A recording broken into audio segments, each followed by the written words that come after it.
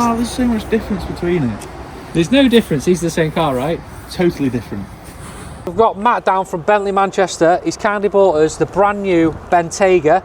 We're going to compare it alongside the 2018 Bentayga that we've got sat here, run through a few of the differences and see what you get for the extra 150 grand? Roughly. Yeah. In 2020, is that right, when they had the facelift? Yeah, so 2020 was when the model year changed and we came to the new facelift Bentayga. In 2024 was when we went through a lot of technological upgrades in the car. A lot of it's under the skin, so not too many visual changes, but it really changes the driving dynamic of the car and how it feels and comfortable inside. So if we had a 2022 Bentayga parked here, it looked the same as this from the outside, but what you're saying is all the underpinnings are quite different. Yeah, there's a couple visual differences I would be able to pick up on, but to the naked eye you're not going to really notice too much. Really in the drive and the feel of the car that you're going to really notice that difference.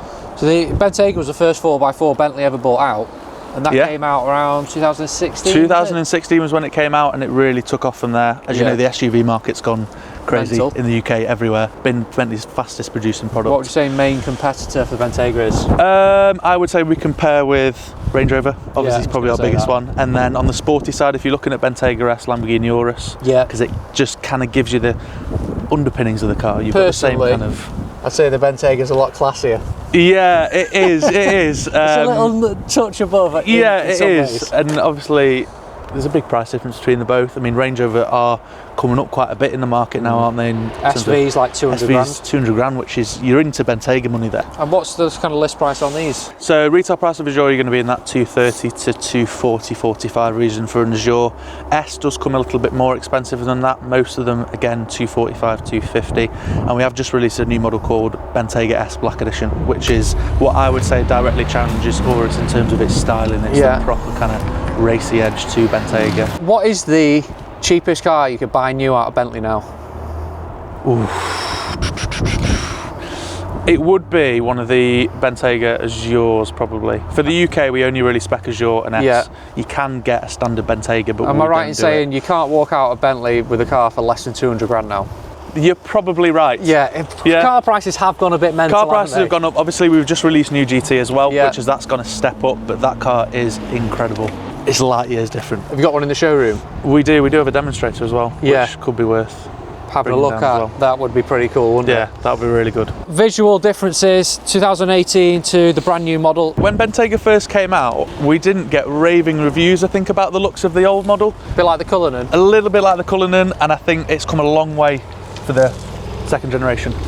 It's taken a lot of design languages from the previous model GT, so it kind of brought it into line as a model range now. A fully redesigned front end, the rear end's completely new. Side profile has changed, but it's still very much a Bentayga styling. The individual headlights at the front, quite individual iconic, headlights have still stayed the same, but we've got that crystal cut effect. So that crystal cut effect is designed from a whiskey glass. So the inside facets that you get on a whiskey glass is all taken from that. Let's have a look inside. Yeah, of course. For me, Bentley has, without doubt, bar none, the best interior on any car. Yeah, it's our best selling point. It is the best cabin to be in. I mean, even if you're comparing it to Rolls Royce. Everything you touch is like quality. Wow. There's leather everywhere. How many hides do you think there are in a Bentayga? Cow hides, roughly. Bull hides, so they're big. 4 or 5? 15 to 18. Wow, there's a lot of cows to make one of these. A lot of cows. A lot of cows. Do you do a vegan option? They're exploring it at the moment. In short, no. They will do, I think. You can even get in the door pockets around here, you can get tweed in some of them. We are exploring an olive tan leather at the moment.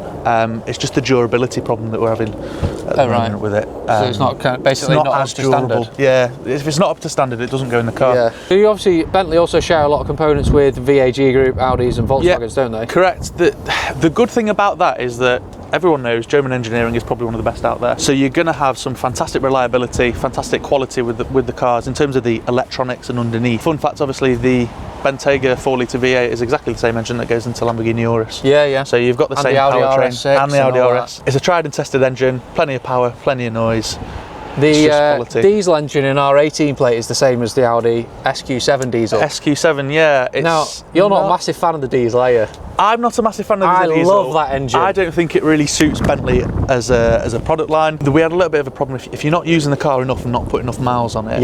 It can flag up some With the DPF Yeah, and all with that the sort of DPF stuff. and that Yeah. going So they forward. need to be used rather than pop to the shop for a mile or two. Yeah. Obviously, we had loads of people buy them for the miles per gallon benefits. You can get like but 45 miles a gallon if you're it's just careful. ridiculous, yeah. For a Bentley Bentayga. These aren't, they're not too bad. For a 4 litre V8 on a motorway, I reckon you could get 30 miles per gallon out of Yeah. it, 28, 30, which Look, let's face it, if you've got £250,000 to spend on your daily, it's not normally going to be a problem. it's probably I not a would problem, say. is it? So 2024, we've got the new driver's display down here. Digital cockpit. Yeah, digital cockpit. So it has changed slightly since the 2023 model year.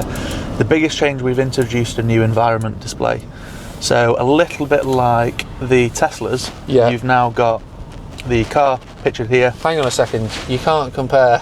Well, that's to all a I can Tesla. think of. The design is that basically, so we've got new radars on the front grille, and what it does is it just improves the advanced lane assist with the adaptive cruise control now. So you've got an environment display there, which can help with lane assist manoeuvring. It's really designed to keep the driver safe. One thing I find with new cars now, there's sometimes a bit too much driver tech and interference. Do you Yeah. have a lot of this nudging You've you got around? lane assists. The nice thing is you don't have to go into a menu to find it. You just click and hold the little N button there, 3 seconds, and it's off. Yeah, that's the same as Porsche. Whereas in the 2024 Range Rover Vogue, and they've also got a button in the centre. Yeah. Press and hold it, and you can kind of turn it all off quite easily. Yeah. Because it is pretty irritating, isn't it? Yeah, Is especially on roads around here where they're a little bit tight. Yeah, the roads around here just aren't built for it, are they? Is it a legal requirement now? So 2024 cars going forward, any car built and sold in the EU Yeah. has to have 2 things: lane assists that can be switched off, but Yeah. it comes on every time you get in the car. That's the only annoying thing. Yeah. And you also now have traffic sign speed recognition, so the audio cues when you go over the speed limit. Yeah.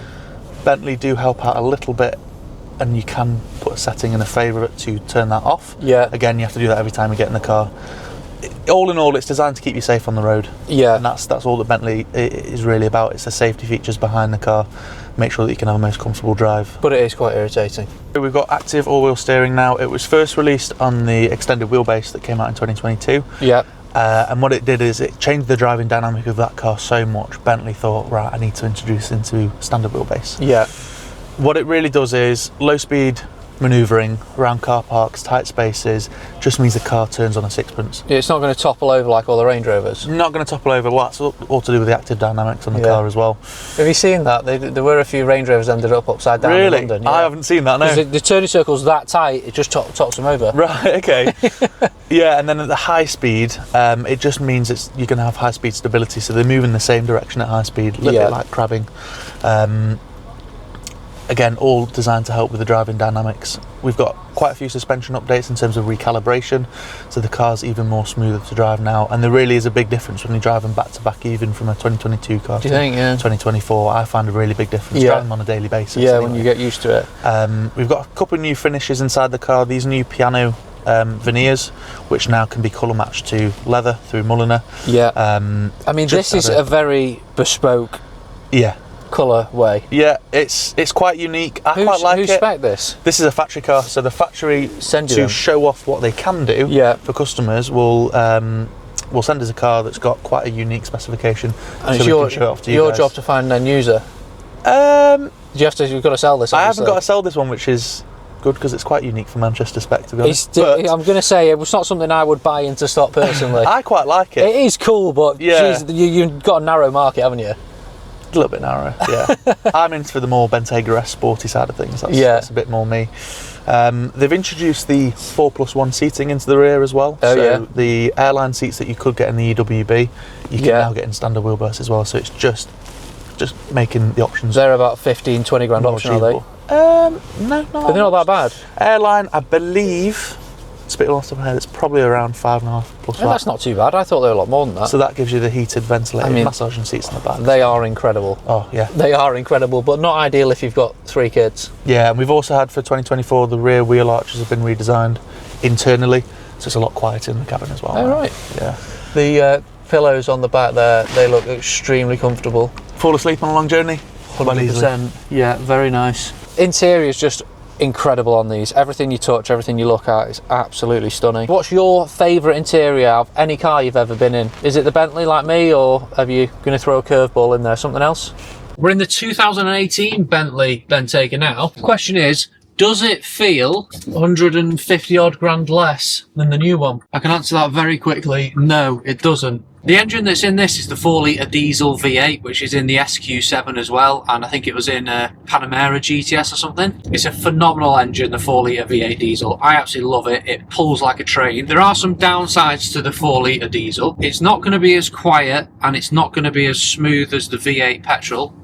And it's also not going to sound as good. You've got to be careful with the diesels. They need to be used regularly. They have diesel particulate filters, and if you don't run them and get the engine up to temperature and things like that, they can block up a bit. It's not so much of a problem on new cars, but if you were just doing really short trips all the time, never letting the engine get up to temperature, the diesel might not be the right engine for you.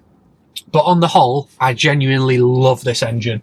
It's just got oodles of power and grunt, and you can get like 45 miles to the gallon out of it if you're really careful. So if you picked up this car, this specific one still got Bentley warranty on it, it's not going to be an expensive car to run. Yes, you're going to have to factor in a few grand each year for topping up that warranty. At least it gives you the peace of mind that you haven't got the headaches of any major mechanicals with it. Economically, it's fairly efficient for a big 4x4, and especially for a Bentley. I mean, Bentley don't actually make a diesel engine anymore, so if you need an economical Bentley, this is the one to buy. Inside the cabin, the screen looks dated in comparison to the new one. It's not as crisp, but other than that, they haven't changed that much, and this is still a lovely, lovely environment to be in. I mean, things like the wheel on the steering wheel, that's exactly the same. There's a lot of components in here which are the same as the new model, and this is 6 years old now, so it's incredible value, really. You're getting a lot of car for your money.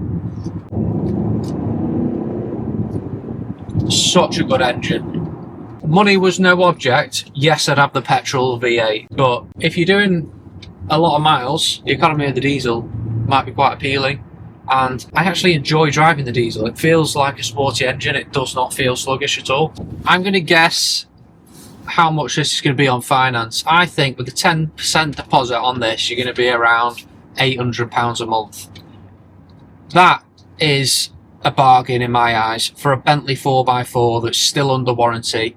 It doesn't look hugely dissimilar to a new one that's going to be £230,000 out the showroom. This is a serious amount of car for the money. It drives incredibly.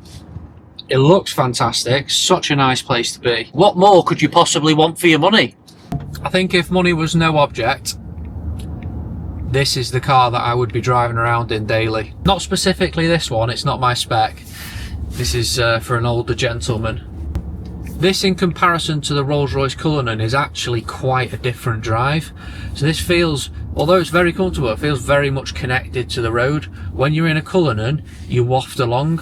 It's almost like you're sitting on a floating carpet. This, you do feel quite engaged with the road still. And I imagine if you put this in sport mode, suspension hunkers down a little bit, you could probably throw this around the corners and drive it quite hard. It's definitely not loud, the exhaust note, but it's noticeable. Without going too loud and obnoxious, you still get a nice burble coming through the cabin. I like the sound of that a lot. So the 2024 model, I believe a lot of it is down to the underpinnings of the car suspension. The car corners perfectly flat. It really does feel like you've got loads of confidence in the corners in this. I just keep getting distracted by all the things in the interior. This is a bit of a mad combination inside here, but there's plenty of detail to look at. Bloody hell. It's quick. It's like a wolf in sheep's clothing. I think the Bentley's the classiest 4x4 on the road. It doesn't scream wealth, but it lets you know without being too in your face. I would say as a daily driver, this is probably the ultimate one. Chiron in front of us, wow, that is quite something. I absolutely love the interior of this car. The technology is fantastic. It's all based off Audi. I believe all the interface for 2024 is new, all your media system in here. Your digital dash in the centre is new. This isn't how I'd spec my car, but I still love it. Not a lot's changed since 2021, 2022. It does look very similar, but it's a beautiful car, and it still is. The 2018 model certainly doesn't look out of place here at Bentley Manchester. still fits in nicely. They're fairly timeless. Oh, look at the new headlights on this. Wow. They are cool. What are the chances of getting one of these out for a drive?